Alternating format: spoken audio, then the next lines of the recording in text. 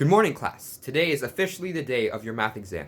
In my hands are your exams, but don't worry, there are only 3 questions on your exams, so I expect each of you to be getting 100s. Now, if you fail this exam, you will have to retake my class next semester because this exam is worth 85% of your final grade. Now, without further ado, you now have 30 minutes to complete your exam. Here's your exam, John. Here you go, Owen. And good luck, Peter. Alright, let's start with question 1. Are you kidding me? Professor, do we really have to give an explanation for question 1? Of course you do. If the question has the word explain in it, I expect a 3-paragraph response. You will not get full marks without showing your work. So class, please show your work.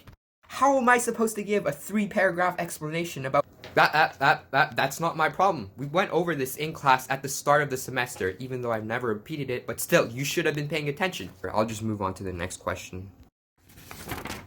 If Fred had 2 apples and he threw an apple at Bob, who was driving at 50 miles per hour, calculate Mr. Fong's body temperature. What? Professor, what does Mr. Fong's body temperature have to do with Fred throwing an apple at Bob? This question doesn't make any sense.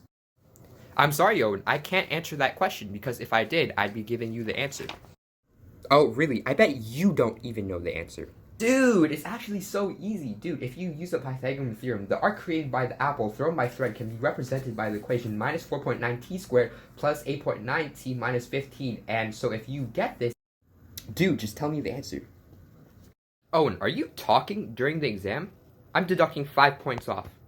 Hey, that's not fair. Tom was talking during the exam too. Why doesn't he get points deducted? The reason why is because Tommy was explaining something demonstrating his knowledge on this subject. In my class, we strive to become better thinkers and better mathematicians. The Pythagorean theorem states that a squared plus b squared equals c squared, and I don't see no right-angled triangles in this question. Do you want a 0? Okay, I'll just move on to the next question. Wait, that's not English. Hey professor, I think there's a mistake in question number 3. Oh, I believe you're right. Class, add Superman for option D.